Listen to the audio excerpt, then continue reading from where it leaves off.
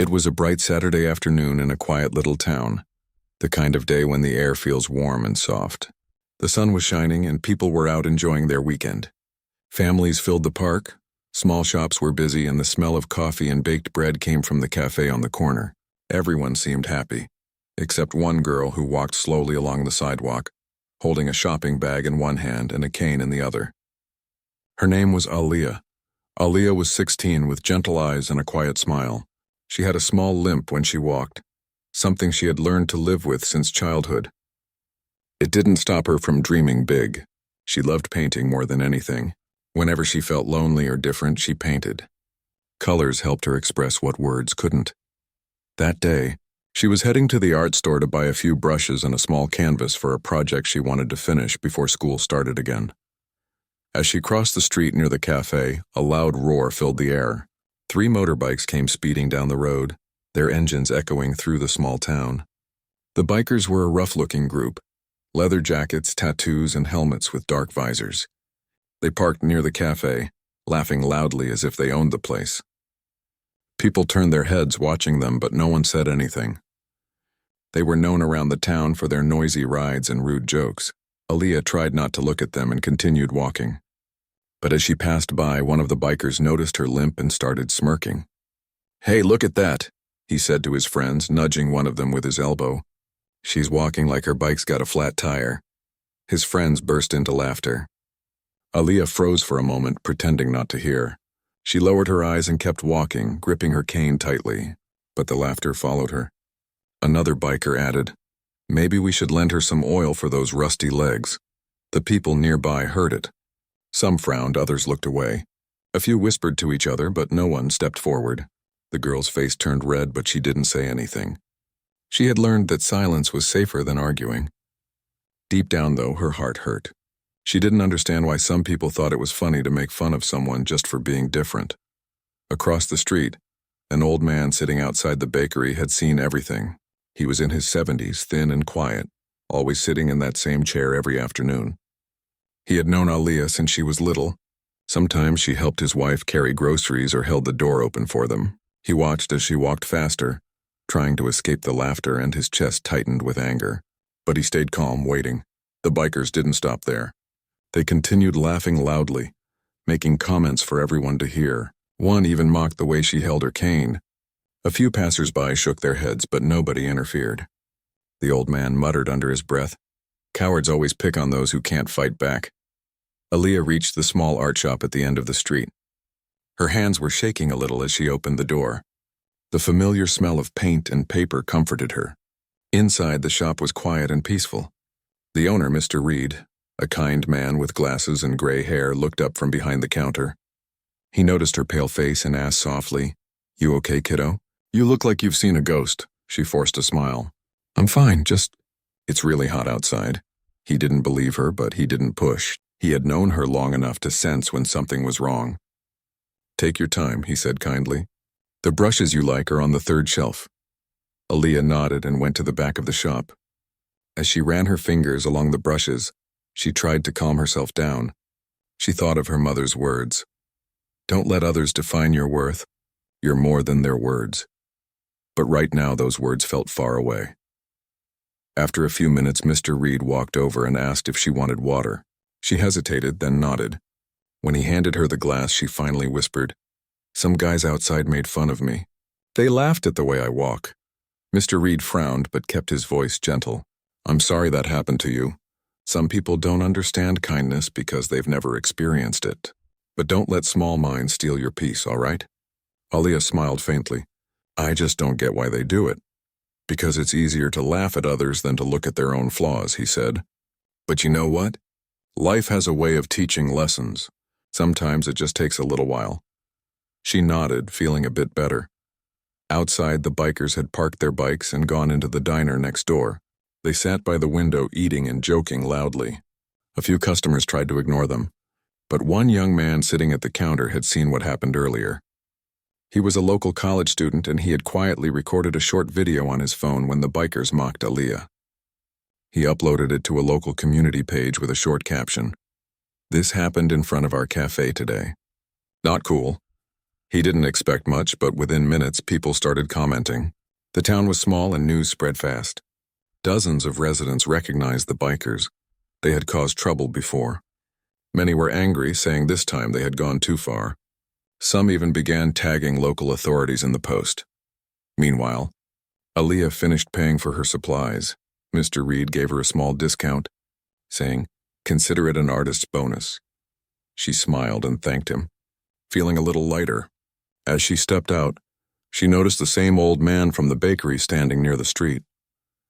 He gave her a reassuring nod and said, "Keep your head up, young lady. Don't let fools break your spirit." His voice was calm, but his eyes showed kindness. Aaliyah smiled and said softly, "Thank you, sir." Across the road, the bikers were still inside the diner, laughing about how some people can't even take a joke. They had no idea that their actions were already spreading across town. The waitress serving them seemed uncomfortable. She had seen the video on her phone during her break. Now she looked at them differently, not with fear but disappointment. 15 minutes later, an SUV pulled into the diner's parking lot. The driver stepped out wearing a plain leather jacket. He looked calm but serious, like someone used to handling trouble without raising his voice. He was Officer Bryant, a respected police sergeant who had once been part of a biker group himself before turning his life around. He went inside, nodded at the waitress, and sat near the counter. He ordered coffee, then glanced toward the table where the bikers sat. He listened quietly as they bragged and joked, realizing it was them. The waitress leaned closer and whispered, "They're the ones from the video. It's all over town already." Bryant sipped his coffee slowly, watching the group. He didn't confront them yet. He waited. Outside, more people were gathering near the cafe. Some had seen the post and wanted to make sure the bikers didn't cause more trouble. The old man from the bakery was there too, standing quietly with his arms crossed.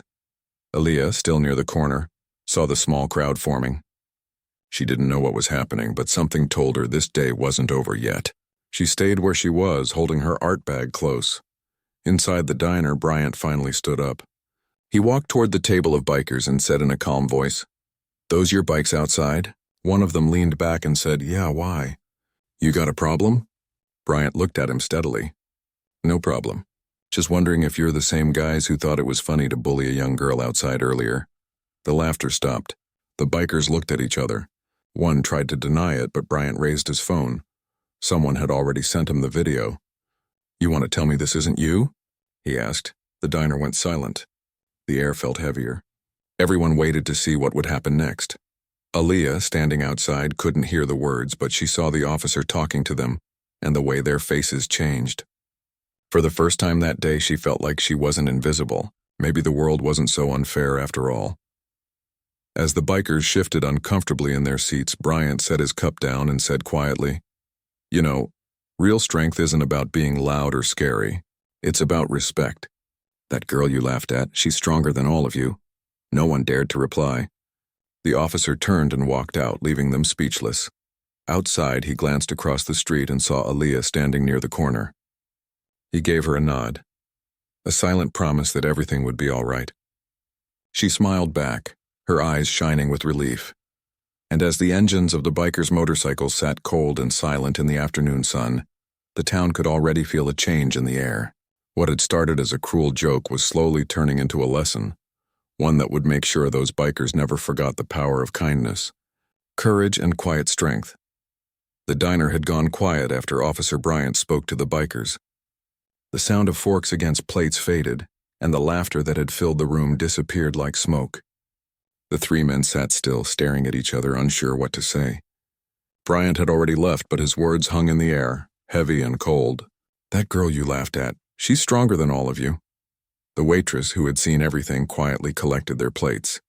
She didn't look at them, but they could feel the silent judgment in the room. The other customers avoided eye contact, pretending to mind their own business, yet everyone knew what had just happened. The group of bikers, who usually enjoyed being the center of attention, now felt smaller than ever. Outside, the sun had started to sink lower, throwing long shadows on the ground. Aaliyah stood near the corner, unsure if she should go home or wait. She had seen the officer go into the diner and could tell something was happening, but she didn't know exactly what. Mr. Reed, the art store owner, came outside and stood beside her. Everything all right? He asked gently. I think so, she said quietly. The police officer talked to them. He nodded. Good. Maybe that'll make them think twice before opening their mouths again. He looked across the street toward the diner and then back at her. You handled yourself well today, you know. Not everyone could have walked away like that. She shrugged a little. I didn't know what else to do. Sometimes walking away is the strongest thing, he said softly. The world needs more calm hearts, not louder mouths. For a few minutes, they just stood there watching the town go by. The usual noise returned. Cars driving, people laughing, children chasing each other. It almost felt normal again. But inside the diner, things were far from normal. The bikers finished their meal in silence. When they finally got up to leave, they noticed a few people outside holding their phones. Some were filming, others just staring. One of the bikers muttered under his breath, "Let's get out of here." But as they reached the door, they saw Officer Bryant standing beside their bikes with two other officers. "Afternoon, gentlemen," Bryant said calmly. "Before you go, I need to check a few things." They froze. One of them forced a smile. "Come on, man." "We already talked. We didn't mean anything by it." Bryant didn't respond. He crouched beside one of the bikes, checking the license plate. "Expired tags," he said quietly. Then he moved to the next one. "No rearview mirrors. And this one, illegal exhaust system." He looked up at them. "Seems like you've got a few problems here." The bikers tried to protest, but the officer cut them off. "Don't bother arguing. Rules are rules. You know that." He handed each of them a ticket, explaining the violations one by one. People across the street were watching, whispering among themselves. Even the old man from the bakery had come closer, leaning on his cane with a satisfied smile. Aaliyah didn't want to stare, but her eyes couldn't look away. She didn't feel happy that they were getting punished, just relieved that someone finally stood up for her. For once, she felt seen. The bikers stood awkwardly as their bikes were inspected. Their arrogance was gone now, replaced with quiet embarrassment. Bryant spoke again, his tone calm but firm. "You know, I used to ride bikes like these," he said. "But I learned something along the way. Respect gets you further than fear ever will." One of them mumbled, "We didn't mean to hurt her." Bryant looked at him steadily. "You don't have to punch someone to hurt them. Words cut deeper than you think. You just don't see the scars." The men said nothing. The officer finished his paperwork and told them they'd need to sort out their bike issues before riding again. Their engines were shut down, their pride dented. The crowd slowly began to disperse, but not before a few people clapped quietly in support of what had just happened. Aaliyah stood there, her eyes wide. She didn't expect all this. Mr. Reed put a hand on her shoulder. "Let's head back to the shop," he said gently. "It's getting late." As they walked, the old man from the bakery waved at her. "Keep your chin up, young lady," he said. "You've got the whole town on your side now." Aaliyah smiled, her heart a little lighter. "Thank you," she said softly. Back in the shop, she placed her art supplies on the counter and sat down for a moment. Mr. Reed gave her a cup of water. "It's strange, isn't it?" he said, "how fast things can change. Half an hour ago you were walking alone, and now the whole town is talking about standing up for what's right." She nodded. "I didn't want any of this. I just wanted to buy some brushes," he chuckled. "Sometimes life decides to make your story bigger than your plans." While they spoke, the local community page online had exploded with comments. People were furious about what the bikers had done, but proud of how the town reacted. Some shared their own experiences of being bullied or mocked. Others praised the officer for handling it calmly. Within minutes, the story spread beyond the small town. People from nearby cities began commenting too. In another part of town, Bryant was sitting in his car, writing his report. His partner asked, "Think they'll learn from it?" Bryant leaned back, looking out the window. "Maybe. People don't always change overnight. But sometimes it takes one bad day to make them see themselves clearly." He thought about Aaliyah, the quiet courage in her eyes, the way she didn't fight back even when she could have shouted. He respected that. "She's stronger than they'll ever know," he murmured. That evening, as the sun went down, Aaliyah walked home with her shopping bag. The streets were calm again. She passed the cafe where it had all started, and for a second, she remembered their laughter. But instead of feeling sad, she smiled softly. The sound of justice was louder now. When she got home, her mother noticed her mood. "You're smiling," she said. "What happened?" Aaliyah hesitated. Something strange. Some bikers made fun of me today, but people stood up for me. Even the police got involved. Her mother frowned at first, then sighed with relief. I'm sorry that happened, but I'm proud you stayed calm. Not everyone has that kind of strength. I didn't feel strong, Aaliyah said quietly. Strength doesn't always feel strong, her mother replied. Sometimes it's just not giving up when it would be easier to hide. They sat together and Aaliyah told her everything. Her mother listened closely, nodding. You did the right thing. And maybe, just maybe, those men will think twice next time. That night, as Aaliyah sat by her window, she pulled out her new brushes and started painting. She chose warm colors, orange, yellow, pink. The picture slowly took shape. A sunrise over a quiet street with the faint outline of a girl walking forward holding a cane. It wasn't just a painting anymore. It was her story on canvas. The next morning, Mr. Reed saw her walking past the shop again. He waved her inside. Your painting, how's it going? She smiled shyly. Almost done. I think I'll bring it to show you when it's finished. I'd love that, he said. And don't worry. After yesterday, I doubt those bikers will ever bother anyone again. Across town, the 3 bikers sat at a mechanic's shop, waiting for their bikes to be fixed. They barely spoke. The youngest one finally said, That girl didn't even say a word, and somehow we're the ones who look like fools. The oldest one sighed. Maybe that's what happens when you pick on the wrong person. The quiet ones usually teach the loudest lessons. None of them laughed. For the first time, they actually felt ashamed. Back in town, the old man at the bakery told everyone who came by, Did you see what happened yesterday? That little girl, she handled herself better than most grown men would. He told the story with pride as if she were his own granddaughter. People nodded, agreeing that kindness should never be mistaken for weakness. By evening, the story had reached the local news station. They didn't show the girl's face or mention her name, but they spoke about the lesson the town had learned, that compassion still exists, that small acts of courage can change the tone of an entire community. Aaliyah didn't know about the news. She was too busy finishing her painting. She added one final detail before signing her name, a small bird flying above the sunrise. To her, it meant freedom. She didn't realize that her story was already spreading beyond her little town, touching people she'd never met. What started as a moment of cruelty had turned into a reminder that even in an unfair world, kindness always finds its way back. And as she washed her brushes that night, she thought about the officer, the old man, and the shop owner who had shown her that good people still existed. She smiled quietly to herself, whispering, Maybe there's hope after all. The next morning began like any other day, but the town didn't feel quite the same. Overnight, the story had spread everywhere. People were still talking about the incident. The bikers, the officer, and the girl with the quiet courage. Some said it was karma, others called it justice. But for Aaliyah, it was just another day she wanted to move on from. She woke up early and opened the window. The morning air was cool and soft. She looked outside at the small garden her mother had planted years ago, rows of flowers bending in the light wind.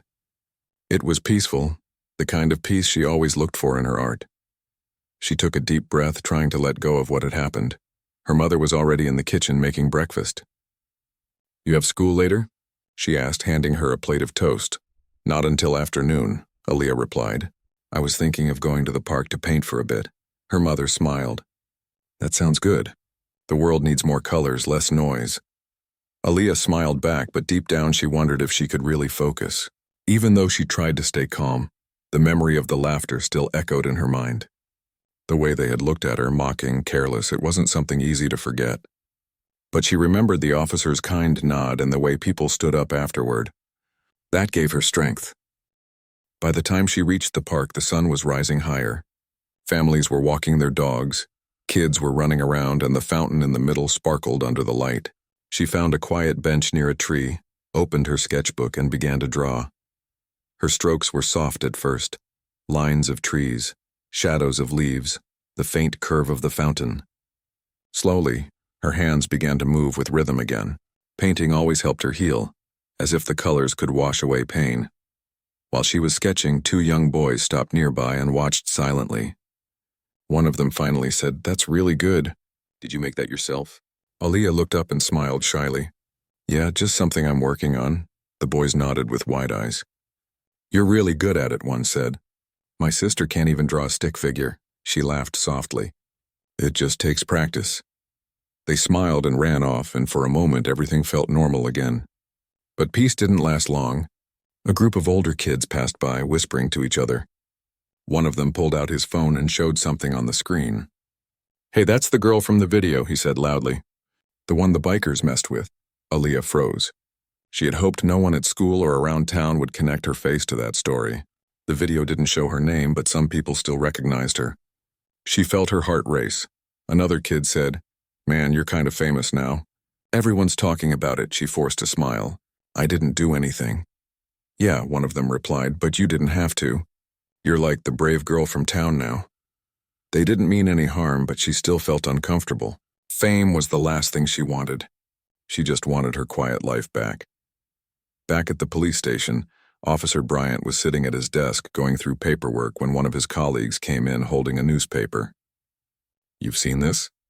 he asked, placing it on the table. On the front page was a headline, "Officer Defends Local Teen After Public Harassment Incident."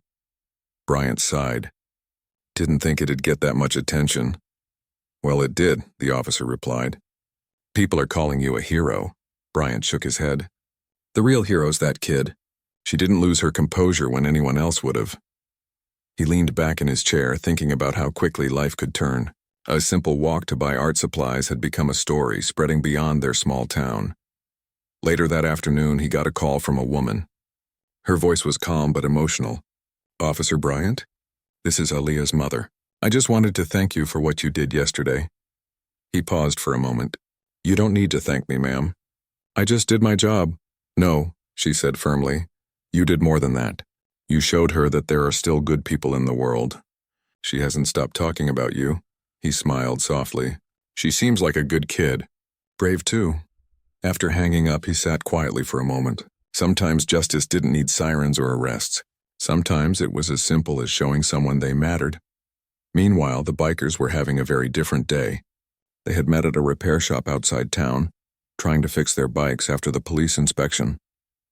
They sat in the corner of the garage, talking in low voices. One of them, the youngest, kicked at the floor. "We really messed up, huh?" The oldest, who had started the jokes, didn't answer right away. He looked down at his hands. "Yeah, I guess we did." Another said, "Man, we just meant to joke around. Didn't think it'd blow up like this." The first one shook his head. "Doesn't matter what you meant. You saw her face, right? We humiliated her. And now the whole town hates us." For a long time, none of them spoke. The mechanic came by and handed them the bills for the fines and repairs. "You boys better straighten up," he said gruffly. "People don't forget things like this." They nodded silently. The laughter that had once made them feel strong now felt empty. Back in town, Aaliyah returned home and sat at her desk, adding more color to her painting. The canvas was almost done, a soft sunrise over a quiet street. She added one last detail, a small figure of a girl walking with a cane, her head held high. She smiled at it. "This one's for me," she whispered. Later that evening, there was a knock at the door. When her mother opened it, Officer Bryant stood there holding a small brown envelope. "I just wanted to drop this off," he said politely. "It's a letter from the police department. We wanted to acknowledge what she went through and thank her for handling it with maturity." Her mother invited him in, and Aaliyah came out shyly. Bryant handed her the envelope. "It's not much," he said, "but sometimes people need to hear that what they did mattered." Aaliyah opened it and saw a handwritten note. "For showing courage and kindness when faced with cruelty. You reminded us what real strength looks like." At the bottom were a few signatures from officers in the department. She looked up at Bryant and smiled softly. "Thank you. You earned it," he said. "And don't let anyone make you feel small again, ever." When he left, her mother hugged her tightly. "See? Even the police think you're amazing." Aaliyah laughed quietly. "I just didn't want trouble." "Sometimes doing nothing is braver than fighting back," her mother said. "You didn't add anger to the world. You added grace." That night, Aaliyah uploaded a picture of her finished painting to her small art page online. She didn't expect much. She wrote a short caption, "A sunrise always follows the darkest night." Within hours, people began to comment. Some recognized her as the girl from the story. They wrote kind messages, people from different towns, even other countries. "You inspired me today," one said. "You reminded me to stay kind even when others aren't." She read every comment slowly, her eyes filling with quiet tears. She hadn't planned to be an example, but somehow she had become one. Meanwhile, the three bikers sat outside the garage as the sun went down. None of them spoke for a while. Finally, the oldest one sighed. "Maybe we should go find her. Say sorry, properly this time." The others looked surprised but agreed. "Yeah," one said. "We owe her that much." They didn't know where to find her yet, but something had changed in them. For the first time in a long while, they felt the weight of their actions. That same night, the town's mayor called Officer Bryant to thank him personally. "You handled that situation perfectly," the mayor said. "No shouting, no violence, just decency." Bryant smiled faintly. Sometimes that's all people need, to be reminded what decency looks like. He hung up, leaned back in his chair, and looked at the clock. It was late, but his mind was calm. Somewhere in town, a young girl had turned pain into peace, and a few men had started learning what real strength meant. That was enough for one day. Back in her room, Aaliyah placed her painting beside her bed and turned off the light. The faint moonlight fell across the canvas, making the sunrise look alive. She closed her eyes, whispering a quiet prayer. Not for revenge, not for recognition, but for understanding. The town had learned a lesson that week. It wasn't about punishment or embarrassment. It was about respect, empathy, and the quiet kind of courage that doesn't make noise but changes hearts. And as the night grew still, one thing became clear. Sometimes it takes just one gentle soul to remind a whole community what humanity really means. The sound of the engines faded as the bikers sat inside the diner, laughing and clinking glasses. They had no idea how quickly the tables were about to turn. Outside, a black SUV had pulled up quietly near the parking lot. The driver stepped out, a tall man in his late 40s with a calm but serious face. He wasn't someone who liked drama, but when he saw those same bikes lined up outside the diner, he knew exactly who they belonged to. He had been a police sergeant in the town for many years. People respected him not because he was tough, but because he was fair. He'd once been part of a biker group himself in his younger days, so he understood the culture. But he also knew the difference between strength and cruelty. Inside, the group was still making jokes about the girl they had mocked earlier. Their voices carried across the diner. A few customers were quietly shaking their heads. The waitress, who had seen the whole thing from across the street earlier, was serving them with tight lips. She didn't want trouble, but it was clear she didn't like what they had done. The officer entered slowly, holding his coffee mug after ordering one. He took a seat not far from them, his eyes moving across the room, noticing how uneasy some of the customers looked. Then one of the bikers laughed loudly again, saying something cruel about how the girl couldn't even walk right. That was enough. The officer stood up and walked over. His voice was calm when he spoke, but it carried weight. "You fellas mind keeping it down?" The one in front, the tallest of them, looked up with a smirk. "Why, you got a problem with us talking?"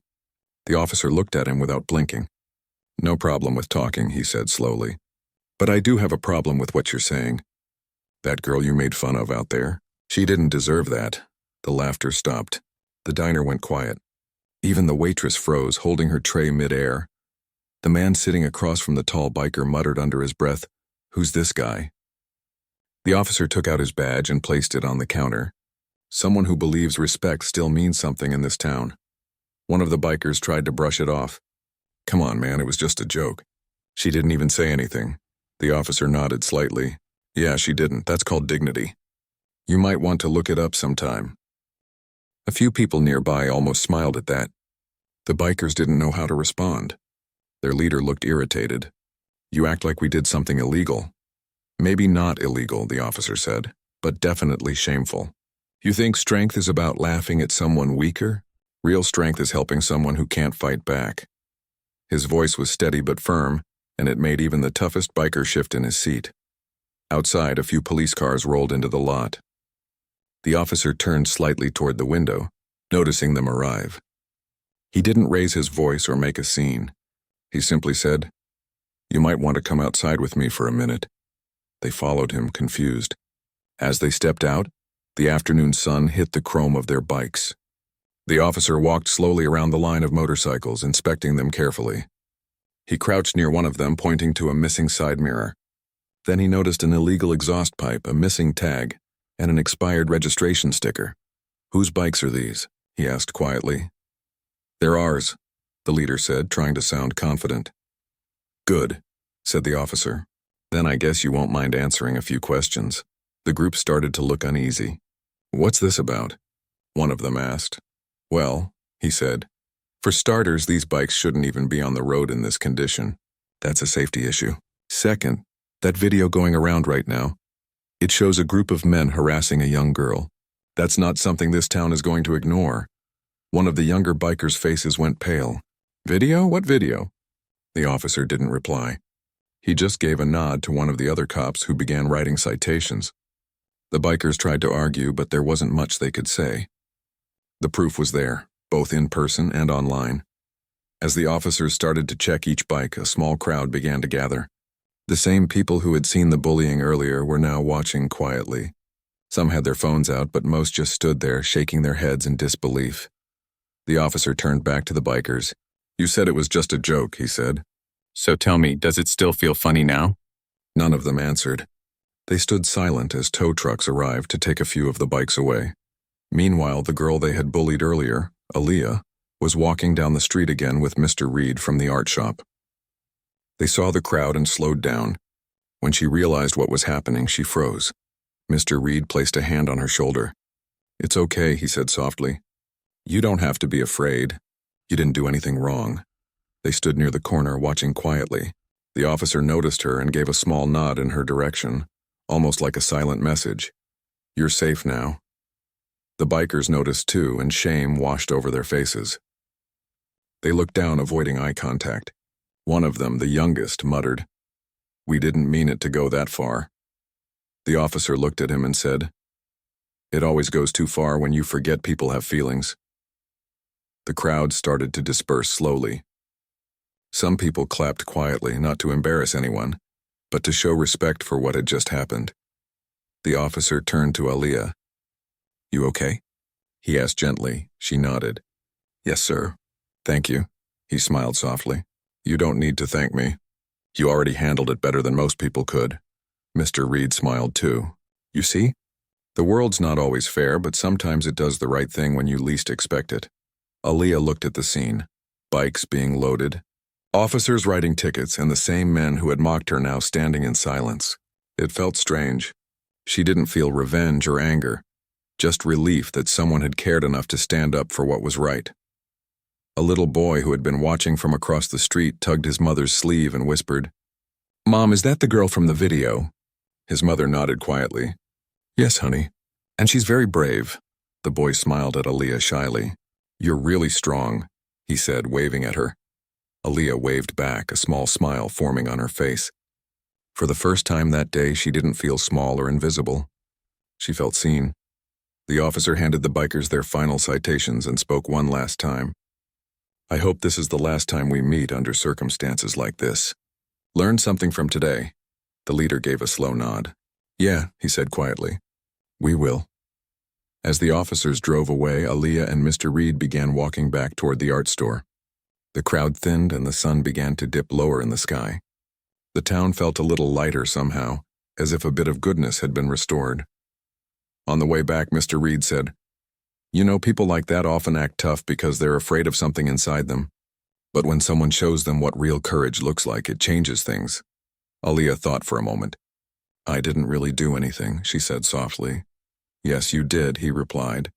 "You didn't fight back with anger. You held your head up. That's harder than anything else," she smiled, and they kept walking. Her limp was still there, her cane still tapping the pavement, but it no longer felt heavy. Each step now carried a quiet strength, a kind that no one could ever mock again. Across the street, the elderly man from earlier was sitting on the same bench watching them. When Aaliyah walked past, he tipped his hat with a smile. "Told you, kid," he said. "Good always comes back around."